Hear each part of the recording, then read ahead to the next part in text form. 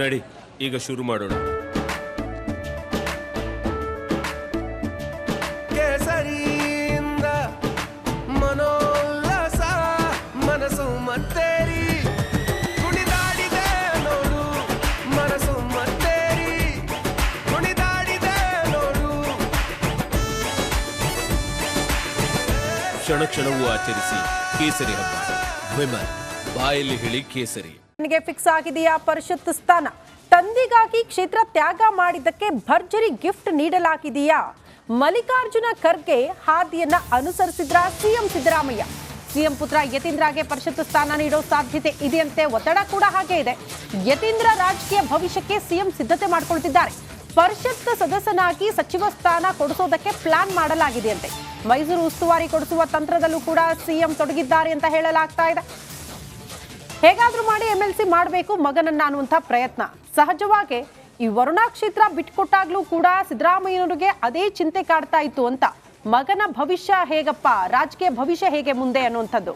ಹಾಗಾಗಿ ಅವ್ರಿಗೆ MLC ಸ್ಥಾನ ಕೊಡಬೇಕು. ಬಹಳ ಮುಖ್ಯವಾಗಿ ಏನಿತ್ತು ಅಂತಂದ್ರೆ, ಈಗ ವರುಣಾದ ನಂತರ ಈ ಬಾರಿ ಚುನಾವಣೆಗೆ ನಿಲ್ಲಲ್ಲ ಯಾರು, ಸಿದ್ದರಾಮಯ್ಯ ಅಲ್ಲಿ ತಗೊಳ್ತಾರೆ ಅಂತೇಳಿ. ಆದರೆ ಸಿದ್ದರಾಮಯ್ಯನವರು ಕಷ್ಟಪಟ್ಟದಂತೆ ಅವ್ರಿಗೊಂದಿರುತ್ತೆ, ನನ್ನ ಮಗನಿಂದ ಕಿತ್ಕೊಂಡೆ ನಾನು ಅಂತ ಒಂದಿರುತ್ತೆ. ಆಮೇಲೆ ಇವರನ್ನ ಬೆಳೆಸಬೇಕು ಅಂತ ಯಾವತ್ತೂ ಇರಲಿಲ್ಲ. ರಾಕೇಶ್ ಇದ್ದಿದ್ರೆ ಇವರನ್ನ ತರ್ತಾ ಇಲ್ಲ. ಈಸ್ ಎ ಡಾಕ್ಟರ್, ಬಹಳ ಅದ್ಭುತವಾದ ಡಾಕ್ಟರ್ ಇವರು. ಓಕೆ, ಸೊ ಅವರು ಒಬ್ಬ ಮಗ ಇರಲಿ ಅನ್ನೋ ಕಾರಣಕ್ಕಾಗಿ ತಂದಿದ್ದಾರೆ ಅಂತ. ಬಟ್ ಈಗ ಉಸ್ತುವಾರಿ ಮಾಡ್ತಾರೆ ಅಂತ. ಬನ್ನಿ, ನಮ್ಮ ವಿನೋದ್ ಇದ್ದಾರೆ ಮೈಸೂರಿನಿಂದ. ವಿನೋದ್ ಅಂದರೆ ಓಕೆ, ಮಂತ್ರಿ ಮಾಡ್ಬೋದು, ಮತ್ತೊಂದು ಮಾಡ್ಬೋದು. ಖರ್ಗೆ ಮಾದರಿಯಲ್ಲಿ ಅಂದರೆ ಏನದು?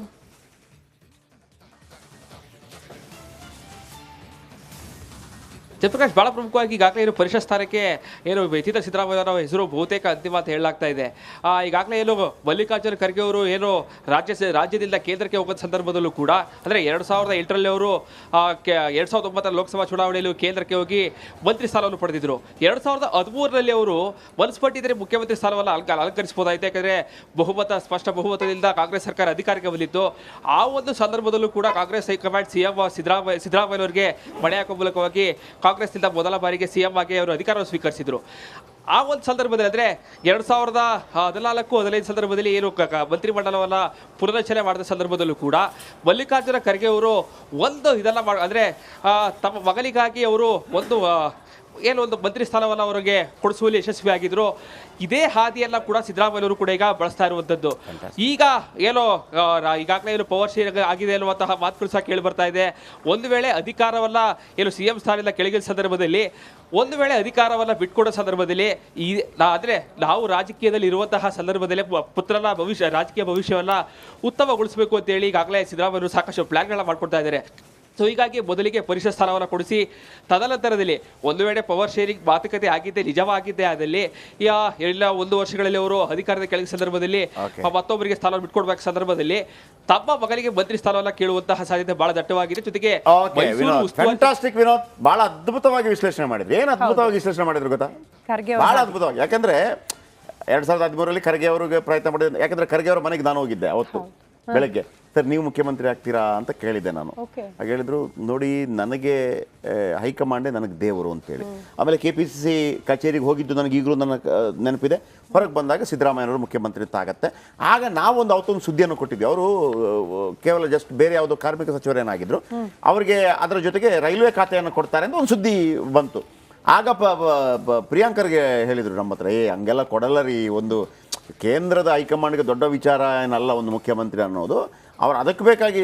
ಬಟ್ ಅಚಾನಕ್ಲಿ ಅವರಿಗೆ ರೈಲ್ವೆ ಖಾತೆಯನ್ನು ಕೂಡ ಕೊಟ್ಟಿದ್ದರು. ಆಮೇಲೆ ಸಿದ್ದರಾಮಯ್ಯನವ್ರು ಏನು ಮಾಡಿದರು, ಮಲ್ಲಿಕಾರ್ಜುನ ಖರ್ಗೆ ಅವರ ಮಗ ಪ್ರಿಯಾಂಕ್ ಖರ್ಗೆನ ವೆರಿ ಫಸ್ಟ್ ಟೈಮ್ ಮಂತ್ರಿ ಮಾಡಿದರು. ಆಗ ಏನು ಇಷ್ಟು ಸಣ್ಣ ಹುಡುಗನಿಗೆ ಮಂತ್ರಿ ಮಾಡಿದ್ರು ಅಂತೆಲ್ಲ ಅಜಯ್ ಸಿಂಗ್ ಎಲ್ಲ ಸ್ವಲ್ಪ ಅಂದ್ರೆ ಹಂಗಿತ್ತು. ನಮ್ಮನ್ನ ಅಜಯ್ ಸಿಂಗ್ ಪಾಪ ಇಲ್ಲಿ ತನಕ ಆಗಲೇ ಇಲ್ಲ. ಇವರು 2 ಬಾರಿ ಮಂತ್ರಿ ಆದರು. ಆಮೇಲೆ ಬೆಂಗಳೂರು ಉಸ್ತುವಾರಿ IT-BT ಆಗಿದ್ರು, ಒಳ್ಳೆ ಕೆಲಸವನ್ನು ಮಾಡಿದ್ರು. ಈಗ ಇವರು ಹೇಳಿದ ಆ ವಿಶ್ಲೇಷಣೆ ಬಹಳ ಚೆನ್ನಾಗಿದೆ. ಒಂದು ವೇಳೆ ಪವರ್ ಶೇರಿಂಗ್ ಆದರೆ ಸಿದ್ದರಾಮಯ್ಯವರು ಕೆಳಗಿಳಿಯುವಾಗ ಸಿದ್ದರಾಮಯ್ಯನವರ ಸೈಡಿಂದ ಯಾರೂ ಇರೋದಿಲ್ಲ. ಅಟ್ಲೀಸ್ಟ್ ಮಗ ಇರ್ತಾನೆ, ಮಂತ್ರಿ ಆಗಿರ್ತಾನೆ. ನೆಕ್ಸ್ಟ್ ವಿಧಾನ ಪರಿಷತ್ ಮುಗಿದ ನಂತರ ಅಲ್ಲಿಂದ ವರುಣಾದಿಂದ ಆಯ್ಕೆ ಆಗ್ತಾನೆ ಅನ್ನುವಂಥದ್ದಿದೆ. ವಿನೋದ್ ಬಹಳ ಅದ್ಭುತವಾಗಿ ವಿಶ್ಲೇಷಣೆ ಮಾಡಿದ್ರು. Thank you very much Vinod. ಇದು ಇವತ್ತಿನ ಬಿಗ್ ಮಾರ್ನಿಂಗ್. ನಾಳೆ ಇದೇ ಸಮಯಕ್ಕೆ ಮತ್ತೆ ಭೇಟಿಯಾಗೋಣ. ರಿಪಬ್ಲಿಕ್ ಕನ್ನಡ, ಇದು ನಿಮ್ಮ ಧ್ವನಿ. ಲೋಕ ಸಮಸ್ತ ಸುಖಿನೋ ಭವಂತು.